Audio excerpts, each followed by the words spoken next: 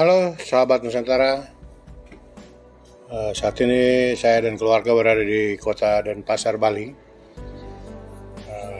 Di kota Denpasar terdapat sebuah makam seorang putri Muslim yang bernama Raden Ayu Siti Khadijah. Namanya di kalangan Muslim tentu sangat familiar, walau berbeda penulisan dan pengucapannya. Bahwa nama tersebut sama dengan nama istri Nabi Muhammad SAW, Siti Khadijah. Dari buku yang dijual di sekitar makam, Raden Ayu Siti Khadijah yang punya nama asli Gusti Ayu Maderai atau disebut juga dengan Raden Ayu Pemecutan. Ini adalah seorang putri raja dari Pemecutan, namun tidak jelas dari raja Pemecutan yang mana. Cerita awal sang Raden Ayu Pemecutan seperti cerita legenda putri-putri keraton di seluruh Nusantara. Sang putri terkenal cantik dan disayang hingga menjadi kembang kerajaan. Tak sedikit para pembesar kerajaan di Bali yang ingin meminang sang putri. Namun musibah datang, sang putri mengidap penyakit kuning. Raja Pemecutan berusaha untuk menyembuh sang anak kesayangannya, namun tak berhasil menyembuhkan sang putri. Hingga Raja Pemecutan membuat sebuah sayembara yang bisa menyembuhkan penyakit sang putri jika perempuan akan diangkat menjadi anak raja dan jika laki-laki akan dikawinkan dengan Raden Ayu Pemecutan. Kabar tentang sayembara ini terdengar oleh seorang ulama di Yogyakarta dan mempunyai seorang anak diri yang jadi raja di Madura, yaitu Cakraningrat IV. Ulama yang dalam buku sejarah keramat Raden Ayu Pemecutan disebut Syekh ini memanggil Cakraningrat keempat ke Yogyakarta untuk mengikuti sayembara tersebut. Raja Madura ini berangkat ke Bali. Hasilnya dapat ditebak, Raden Ayu Pemecutan dapat disembuhkan oleh Cakraningrat keempat. Setelah sang putri disembuh, lalu Raden Ayu Pemecutan dan Cakraningrat dikawinkan. Tentunya dalam perkawinan Muslim. Keduanya harus beragama Islam. Raden Ayu Pemecutan pun jadi mualaf dan bergelar Raden Ayu Siti Khadijah. Sang putri lalu diboyong ke Madura oleh Cakraningrat IV. Suatu ketika Raden Ayu pulang ke Bali beserta 40 orang pengiring dan pengawal. Cakraningrat IV memberikan bekal berupa guci, keris dan sebuah pusaka berbentuk tusuk konde yang disebelkan di rambut sang putri. Sesampainya di kerajaan Pemecutan, Siti Khadijah disambut dengan riang gembira. Namun kala itu tidak ada yang mengetahui bahwa sang putri telah memeluk agama Islam. Suatu hari ketika ada suatu upacara meligai atau nyekah, yaitu upacara Atma Wedana yang dilanjutkan dengan ngelineh atau menyetanakan Batara Hyang di Pamerajan, tempat suci keluarga putri Pemecutan. Raden Ayu Pemecutan berkunjung ke pura tempat kelahirannya pada suatu hari saat sandikala menjelang petang. Di puri, Raden Ayu Pemecutan alias Raden Ayu Siti Khadijah menjalankan persembahannya, ibadah sholat maghrib di Merajan Puri dengan menggunakan mukena kerudung. Ketika salah seorang patih Puri melihat hal tersebut, para patih dan pengawal kerajaan tidak menyadari bahwa Puri telah memeluk agama Islam dan sedang melakukan ibadah sholat. Menurut kepercayaan Bali, hal ini dianggap aneh dan dikatakan sebagai pengaruh aliran ilmu hitam. Akibat ketidaktahuan pengawal istana, keanehan yang disaksikan di halaman istana membuat para pengawal dan patih kerajaan menjadi geram dan melaporkan hal tersebut kepada raja. Mendengar laporan Ki Patih tersebut, sang raja menjadi murka. Ki Patih diperintahkan untuk kemudian membunuh Raden Ayu Siti Khadijah. Raden Ayu Siti Khadijah dibawa ke kuburan areal pemakaman yang luasnya 9 hektar. Sesampai di depannya pura Kepuh Kembar, Raden Ayu berkata kepada patih dan pengiringnya, "Aku sudah punya firasat sebelumnya mengenai hal ini. Karena inilah perintah raja, maka laksanakanlah. Dan perlu kau ketahui bahwa aku ketika sedang sholat atau sembahyang menurut kepercayaan Islam tidak ada maksud jahat apalagi ngelak." Demikian kata Siti Khadijah. Raden Ayu berpesan kepada sang patih, "Jangan aku dibunuh dengan menggunakan senjata tajam. Karena senjata tajam tidak akan membunuhku. Bunuhlah aku dengan menggunakan tusuk konde yang diikat dengan daun sirih serta diikat dengan benang 3 warna, merah, putih, dan hitam atau tridatu. Tusuk ke dadaku. Apabila aku sudah mati, maka dari badanku akan keluar asap. Apabila asap tersebut berbau busuk, maka tanamlah aku. Tapi apabila mengeluarkan bau yang harum, maka buatkanlah aku tempat suci yang disebut keramat. Setelah meninggal Raden Ayu, baunya betul.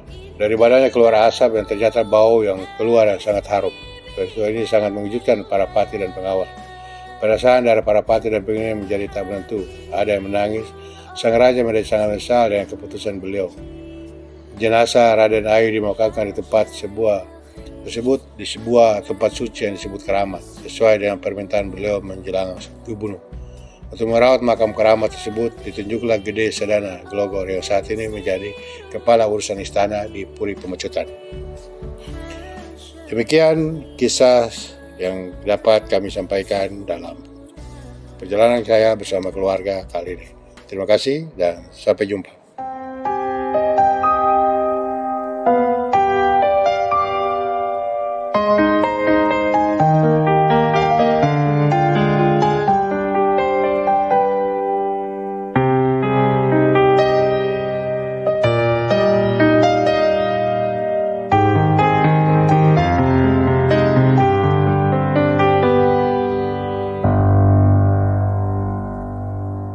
Bagaimana kau merasa bangga akan dunia yang sementara?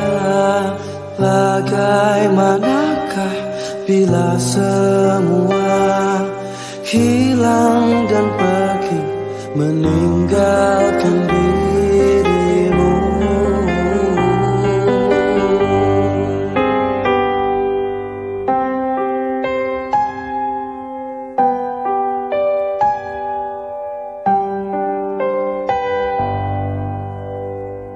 Bagaimanakah bila saatnya waktu terhenti, tak kau sadari?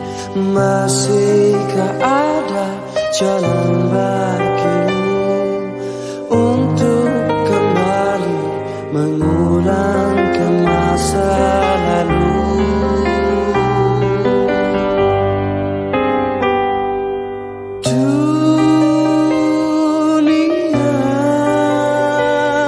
Dipenuhi dengan hiasan semua, dan segala yang ada akan kembali padanya.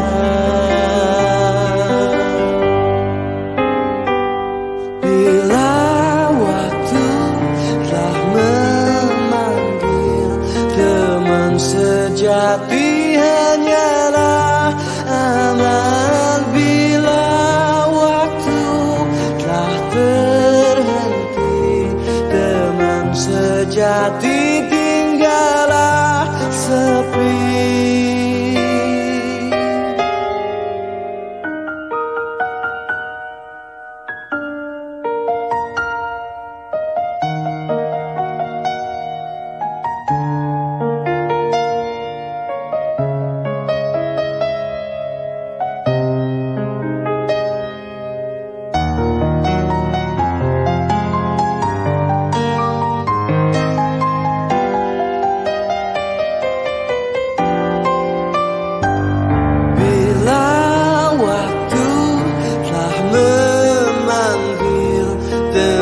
Sejati hanyalah aman bila waktu telah terhenti. Alhamdulillahirrahmanirrahim. Sudah ziarah makam Raden Ayu Pemecutan alias Haja Raden Ayu Siti Khotijah. Adalah putri dari Raja Denpasar yang menjadi mualaf, menikah dengan seorang kiai dari Madura. Mualaf, dan ini adalah makam beliau. Semoga ibadah beliau diterima di sisi Allah SWT dan syafaatnya atas izin Allah kita mendapat masuk syafaatnya. Anak istri, keluarga dan seluruh hadirin. Demikian, wassalamualaikum warahmatullahi wabarakatuh. Bila waktu telah memanggil sejati hanyalah aman bila waktu telah terhenti. Teman sejati tinggallah sepi.